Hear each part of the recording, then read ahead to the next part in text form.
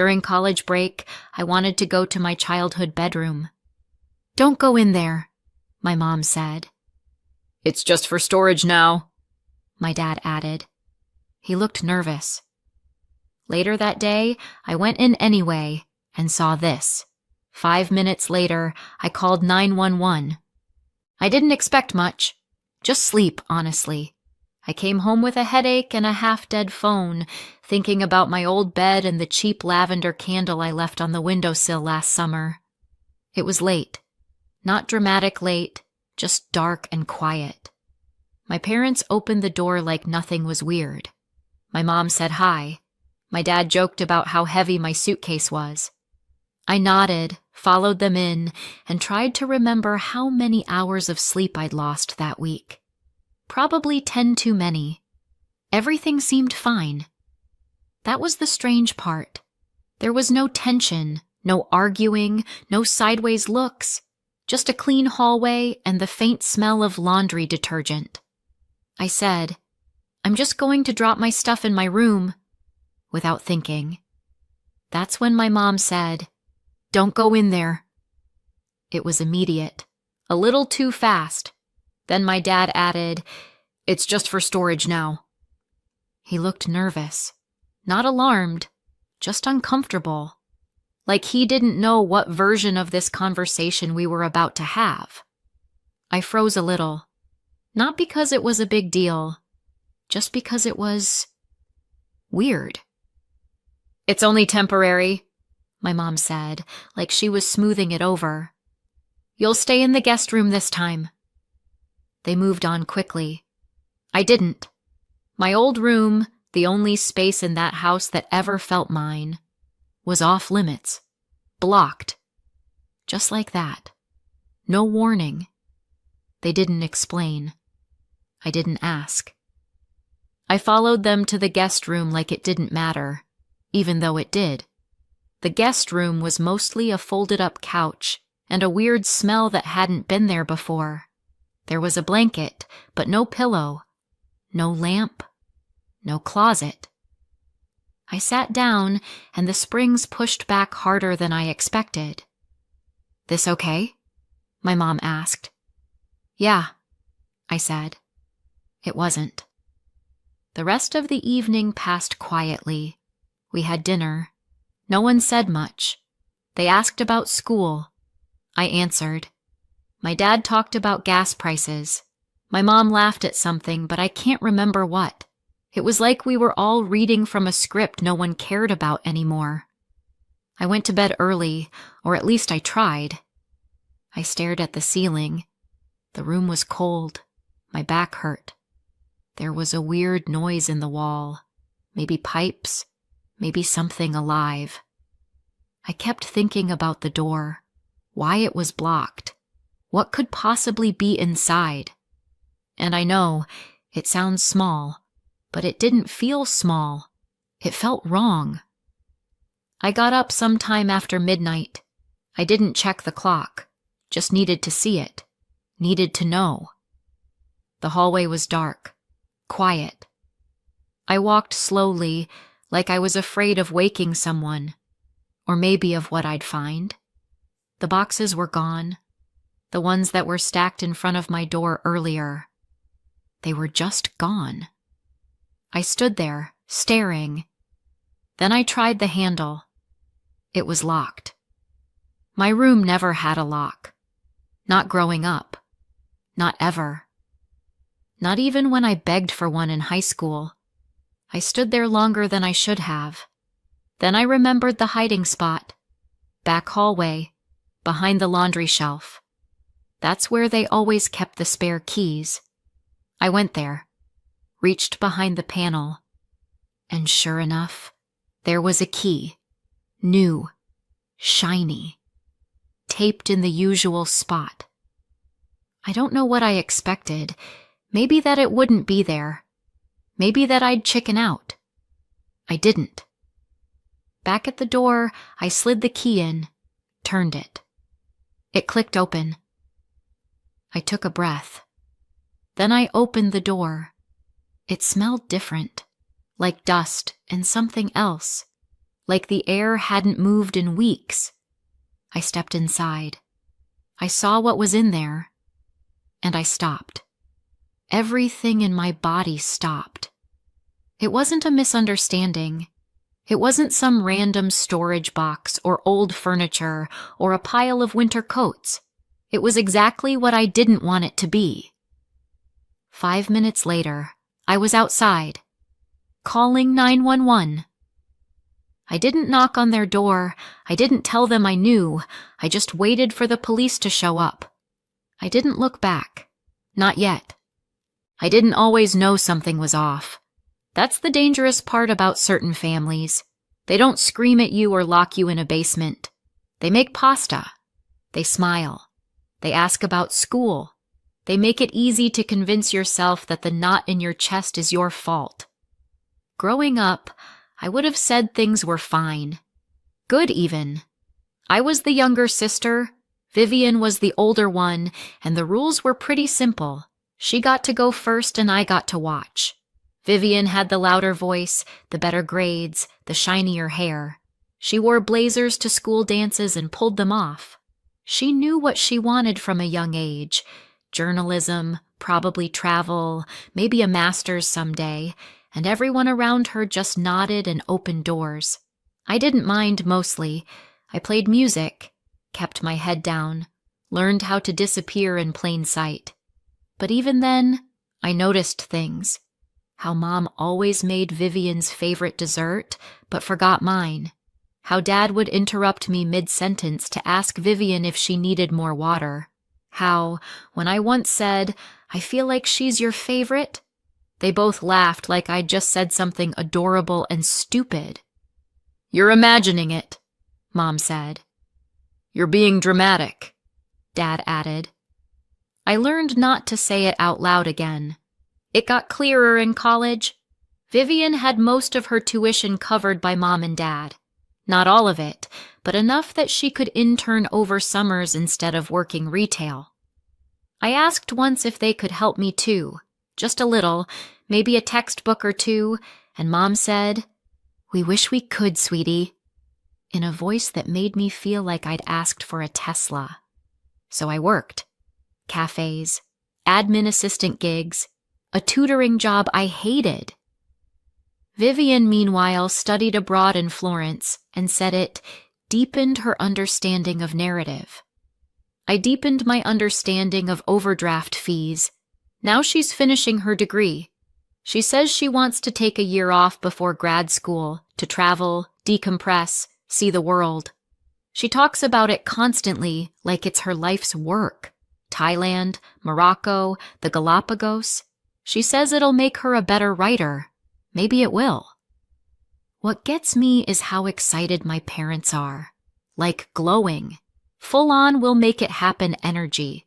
They've already started talking logistics, money, flights. I overheard them saying maybe Grandma could help.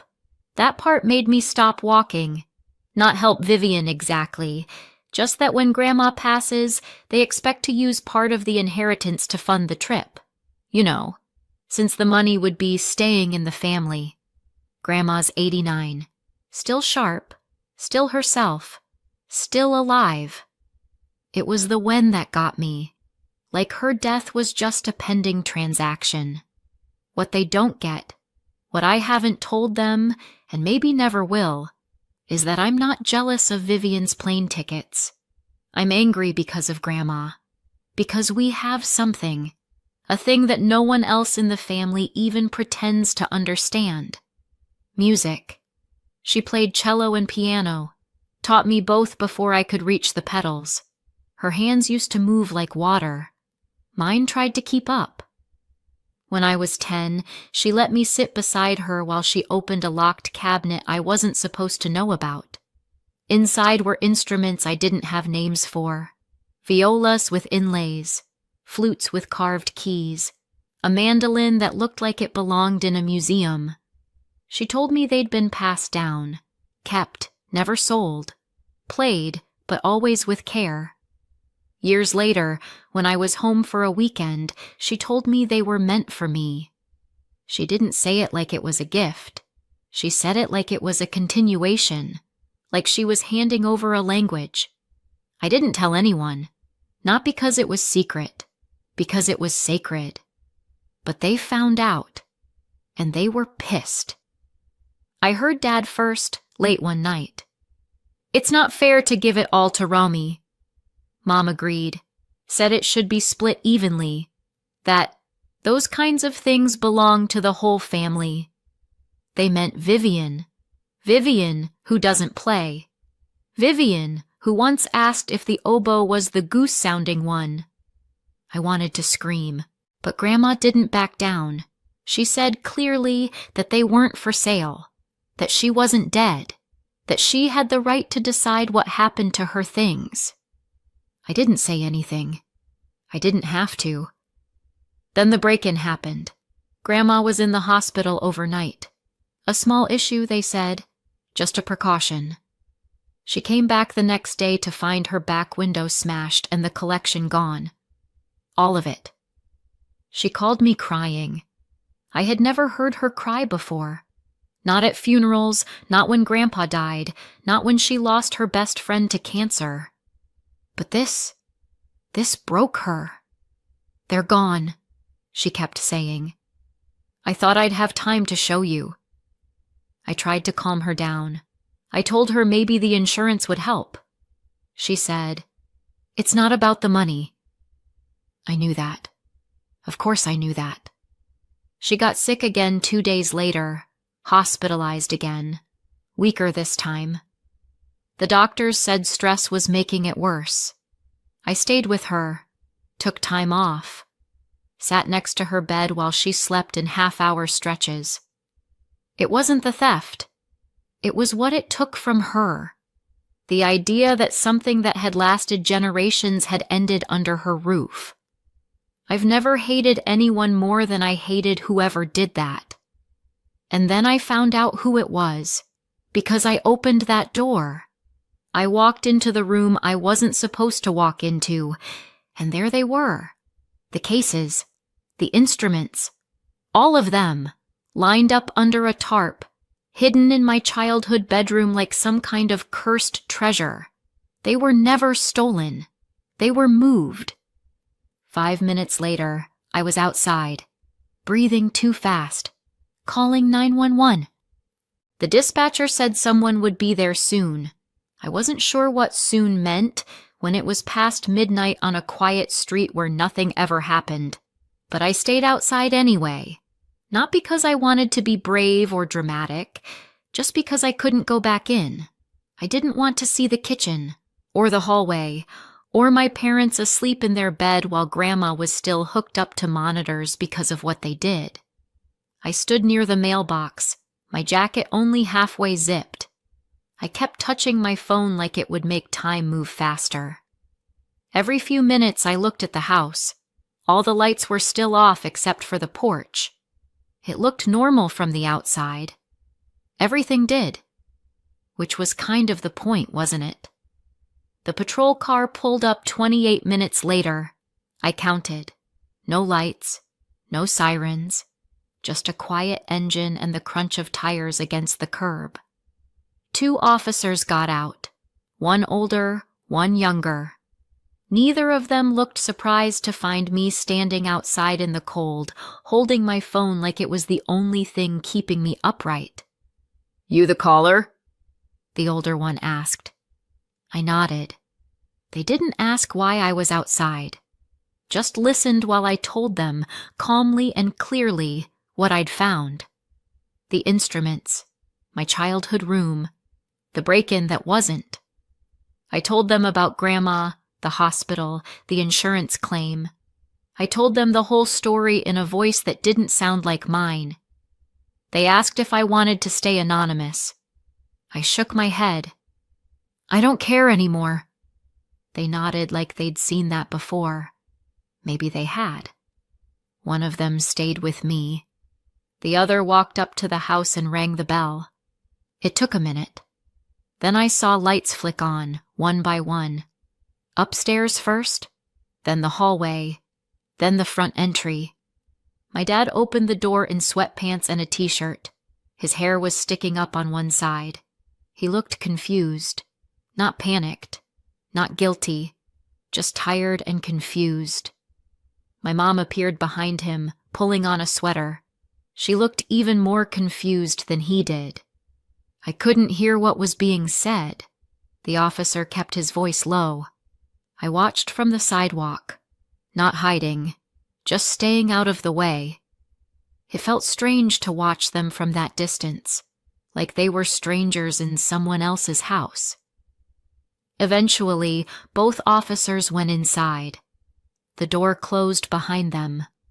I stood there, arms folded, trying to stay warm. My feet were starting to ache from the cold. My hands had gone numb a while ago. I kept my eyes on the house. I didn't know what was happening inside. Didn't want to guess. Part of me expected yelling, footsteps, slammed doors, but it stayed quiet. Just shifting shadows behind the curtains, the occasional silhouette. Then nothing for a while. I thought about Grandma, what this would have done to her if she'd known, what it already had. 20 minutes later, a second vehicle pulled up. This one was different, larger, with an empty cargo area and protective lining inside. They were there for the instruments, the evidence. 2 more officers got out. They spoke briefly to the first pair, then disappeared inside. A few minutes later, they started bringing the cases out. They moved carefully, like they knew what they were carrying, like someone had told them the value wasn't just in numbers. I didn't move, just watched. The violin, the cello, the mandolin. Each one of them carried like it meant something. And then the front door opened again. My mom stepped out, scanning the yard. She looked right past me at first, then froze. Her eyes locked on mine. No words, no expression shift. Just that cold, silent recognition. Then my dad stepped out behind her. They both stared. They didn't say a word. They didn't need to. I saw it in their eyes, what I'd done, what they thought I was now. Betrayer, backstabber, stranger. I didn't break eye contact. I just let it sit. Eventually, one of the officers walked back over. "Everything's been cataloged," he said. "We're just finishing the report." I nodded. "My bag's still inside," I said. "I don't want to go in alone." "Of course." He walked with me. Inside, everything was quiet. The guest room hadn't changed. My bag was already packed. I grabbed it, didn't look around. My parents stood in the hallway watching. Still nothing from them. Not a word. I didn't look at them when I walked out. Didn't need to. Outside, the last instrument case was being loaded. The second vehicle's door shut. Papers signed. One final clipboard pass between officers. Then it was over. "Do you have somewhere to go?" one of them asked. I shook my head. "Can you take me to the hospital?" I asked. He nodded. I got in the back seat, closed the door behind me. We pulled away in silence. I didn't turn around. Didn't have to. They dropped me off at the hospital just after 6. I had my bag with me. No plan, though. I just walked in and asked what floor she was on.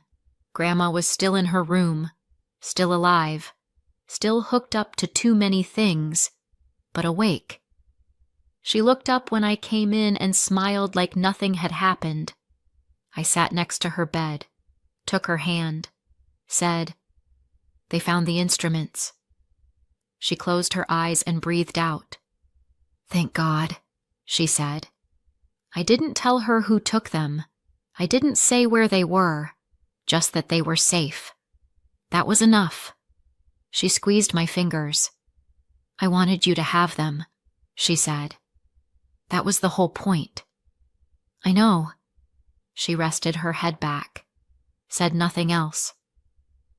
A nurse came in after a while, checked vitals, smiled. "If she stays calm," she said, "she'll recover." I stepped outside around 7:30. My phone was already buzzing. 47 missed calls, more texts, more voicemails. Mom, Dad, Vivian, repeat. While I was staring at the screen, it lit up again. It was Mom. I answered. Her voice came in loud and fast. "How could you do this to us?" I didn't respond. "You called the police. You humiliated your own parents. You've ruined everything." "You hid the collection," I said. "You told Grandma it was gone. You filed a false claim." "She's fine," Dad cut in. "She didn't die. She could have." There was silence on the line. Then Mom again. "We are your family. You don't do this to your family. You don't do that to Grandma. You've always been ungrateful," she said, voice shaking. "Always twisting everything, making yourself the victim." "I'm not the victim. She is." "You're not our daughter anymore," she said. I stayed quiet. Then Dad muttered something low. "She's old anyway." It slipped out. I don't think he meant to say it out loud. I felt something shut off in my chest. "You were counting on her dying," I said. That's what this was. Neither of them denied it. I hung up, blocked both numbers. Vivian called 10 minutes later. I almost didn't answer, but I did. Her tone was different, like she was trying to sound calm and failed. "I heard what you did," she said. "I did what was right. You called the cops on your own parents. They committed insurance fraud. They almost killed Grandma." "Oh, come on," she said. "It wasn't like that." "It was exactly like that. We just needed the money. It's not like anyone was hurt. Grandma was hurt. She's old." There it was again. "You're really going to throw away the whole family over this?" she asked. I didn't say anything. "Romy, you've always been dramatic. You act like the world's out to get you, but—" I ended the call. Blocked her too. I sat down on a bench outside the hospital. No family, no more noise. Just air. I didn't cry. I didn't collapse. I didn't feel free or brave or strong. I felt done. They made their choices, and I made mine. It's been 6 months. I haven't heard a word from them, and I haven't sent one either. The last update came from my cousin. Quiet voice. Quick text. "They pled guilty. Sentenced today. 1 year of house arrest, 400 hours of community service, felony convictions. Both of them. They wear ankle monitors now. Can't leave the house unless it's for trash pickup or food bank shifts. It's public. Everyone knows. They walk past neighbors who used to wave and now cross the street. No one visits. They're not invited anywhere. They stood in court and read an apology. Not to Grandma, she wasn't there, but to the room, the judge, the record. No family showed up. Not even Vivian. She vanished online for a while, then came back pretending it never happened. A new profile picture, some quote about inner peace, comments turned off. Like if she controlled the narrative hard enough, the truth might forget her name. Grad school? Postponed. The big trip? Never happened. Last I heard, she's back at home. Not working, not posting, not planning much of anything. And me? I'm not watching. I'm done. Grandma turned 90 last week. She's home. She's healthy. She's sharper than half the people I know in their 30s. We threw her a birthday party, small but full. Her closest friends came, the ones who never stopped calling even when she was sick. A few of her old music students showed up too. Some of them brought their kids. I guess they wanted those kids to meet the woman who taught them to play like the music meant something. She wore her good cardigan, the one with the pearl buttons, and laughed the whole afternoon. Not polite laughing, real laughing. I hadn't heard it like that in years. The instruments were there too. They're hers again, out of hiding. No longer evidence in a locked-up case file. We set them up in the corner of the room, more for presence than performance. I figured no one would touch them. But around 5 o'clock, when the light shifted just right through the curtains, Grandma stood up from her chair and walked across the room. She didn't ask. She didn't wait. She sat down at the piano like the keys had been calling her. Everyone went quiet. And then she played. Not a full piece. Just enough to make your chest tighten and your throat do that thing it does when you're trying not to cry in public. She played like she was still 60, like the last year hadn't taken anything from her. Afterward, one of her friends said, "90 looks good on you." Grandma smiled and said, "Might have another decade in me if no one tries to kill me again." The whole room laughed. But I didn't, because I believed her. She's 90, and she's still here, still playing, still sharp. Some people think age is permission to stop seeing someone, that once you hit a number, you become optional, easy to write off. But no one gets to decide how long someone has left just because it's more convenient for them. Grandma might live to 95, or 100, or 105. I'm not counting. I'm just showing up. She doesn't talk about my parents anymore, or Vivian. Neither do I. The instruments are back, the music is back, and that's enough. Did I go too far, or not far enough? Comment your thoughts, and don't forget to subscribe.